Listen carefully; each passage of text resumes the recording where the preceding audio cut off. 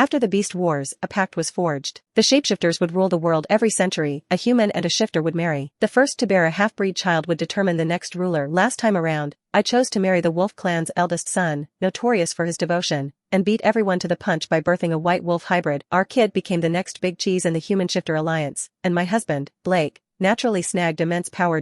My sister, Bethany, however, blinded by the Fox clan's pretty faces, married their eldest son, only to find him a total player. She caught a nasty disease and lost her ability to have kids. Jealousy festered in Bethany's heart, and she set me and my baby wolf on fire. Roasted us alive. I woke up, and it was the day of the big marriage pact all over again. Bethany was already climbing into Blake's bed. I knew she remembered everything too, but what Bethany didn't know was that Blake was a savage at heart, a real power-hungry animal. Scarlett, Blake and I are truly in love. Can't you just let us be happy? We've already sealed the deal. If I don't marry Blake, who else would want me? I heard Bethany's fake sobs, like nails on a chalkboard.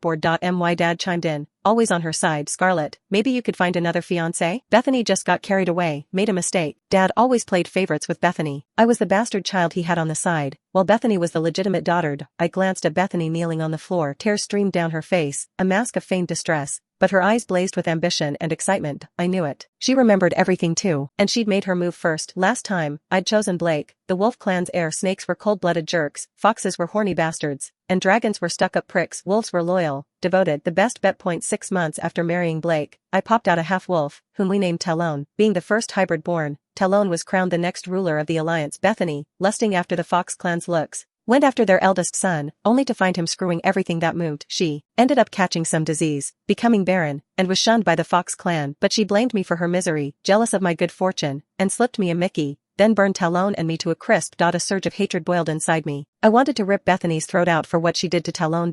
My fists clenched in my sleeves, the pain in my palms grounding me. I nodded, putting on a knowing face. If you and Blake are so smitten with each other, I wouldn't dream of standing in your way. Bethany didn't expect me to cave so easily. The tears she'd squeezed out hung awkwardly on her cheeks. Bethany, get up. Thank your sister for being so understanding. Dad breathed a sigh of relief. Thank you, Scarlett. Bethany bounced up and skipped off to tell Blake the good news. She's gone boy crazy. Dad chuckled, then caught my cold stare and stammered. Scarlett, the only eligible shifter bachelors left are Xavier from the Snake clan and Lance from the Fox clan. I think the Fox clan isn't bad, whether it's appearance or status, it must be much higher than the Snake clan. And Bethany said before, I cut him off. Dad, I'll marry Xavier from the Snake clan. Humans always saw snakes as cold-blooded monsters, prejudiced against the Snake shifter clan. For millennia, no human had ever married into the Snake clan, so they'd never produced a ruler for the alliance. As a result, the Snake clan was kicked to the curb by the big 5 shifter families, reduced to the bottom of the food chain, not getting a damn thing. When I was burning alive last time, I saw a pair of emerald eyes. Xavier. He tried to save me, but the flames were too much. He couldn't do it. Dad frowned, but seeing my steel gaze, he didn't push it. He just sighed and tried to comfort me. If things get tough with the snakes, Bethany can lend a hand. But Bethany couldn't resist taunting me when she found out I'd picked the Snake clan. Scarlett, just because you couldn't snag Blake doesn't mean you have to settle for the bottom of the barrel Snake clan. You might starve before you even pop out a kid. I hear they can barely keep their bellies full. The Wolf clan is rolling in it. They bathe in potions. If things get too rough, I can pack you some leftovers. She cackled, ignoring the strange looks from the servants. In Bethany's mind, the Wolf clan had all the resources, and Blake was loyal and hung, so I'd get knocked up in no time. She didn't realize that human shifter pairings were tough to conceive, and Blake was obsessed with having kids. After 6 months of nothing, Blake started taking his frustration out on me,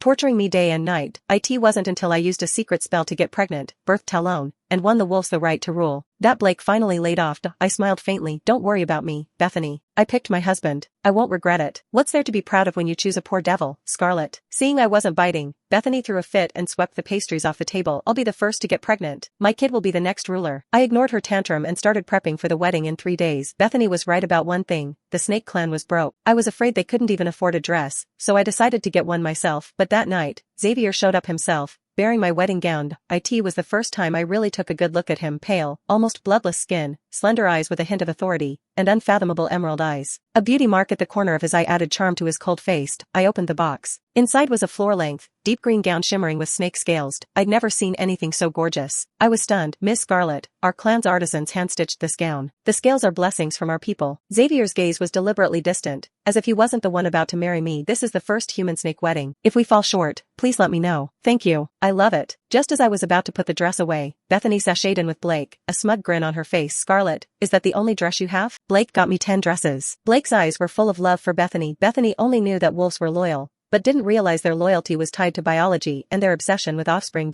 If she couldn't pop out a kid, would Blake still be so sweet on her? Xavier's hand tightened on his snake staff. He looked up at me and said seriously, our clan has failed you. I promise I will never let you down. Bethany scoffed, anyone can say pretty words. Let's see if you can even have a baby. Bethany was all about babies these days. Her inability to conceive last time was a thorn in her side, so she was fixated on getting pregnant, already camping out at Blake's place before the wedding. In a way, they were perfectly matched when it came to breeding. Focus on your own wedding, Bethany. I don't know you're still trying to steal my man. I smiled at Bethany and Blake's sour faces, and took Xavier's hand and left. Soon, Bethany was whining to Blake, muttering about pregnancy and babies. My dumb sister. She wasted another lifetime dreaming of rising to power through her son. Xavier's quiet voice broke through my thoughts. Scarlett, I know you didn't choose me willingly, but I promise I will never let you down. I turned instinctively at the voice, and I bumped into Xavier. A strange scent filled my nose. I looked up at him and said seriously, Xavier, I chose you. And call me Scarlett from now on. Don't be so distant. I saw a strange glint in Xavier's eyes. Okay, Scarlett. 3 days later, the weddings arrived as scheduled. Both weddings were held in the same hotel this time. The wolf wedding was bigger than before, and even invited the reclusive Phoenix clan to perform. Major families were at their wedding. The snake side was rather deserted, with no extra guests, but the snake clan was excited. Marrying a pure human meant they could compete for the ruler position. I should have been sitting at the end with Xavier, but Bethany specifically asked Blake to seat me next to her. She wasn't going to pass up a chance to flaunt. She touched her belly and glanced at me provocatively. Scarlett, how come you haven't gotten pregnant after 3 months? I guess if you are not from the white family, you can't even have children. Half-breeds were special. They were born in 2 months. It was about a month. Bethany was getting chubby, and her belly swelled. She didn't know that half-breeds were big, and if she didn't control her diet, she would suffer when she had a baby. Last time, I tried to control my weight, but it still took a day and a night to give birth, and it hurt so much that I almost killed myself. But when I saw the baby born and sleeping in my arms,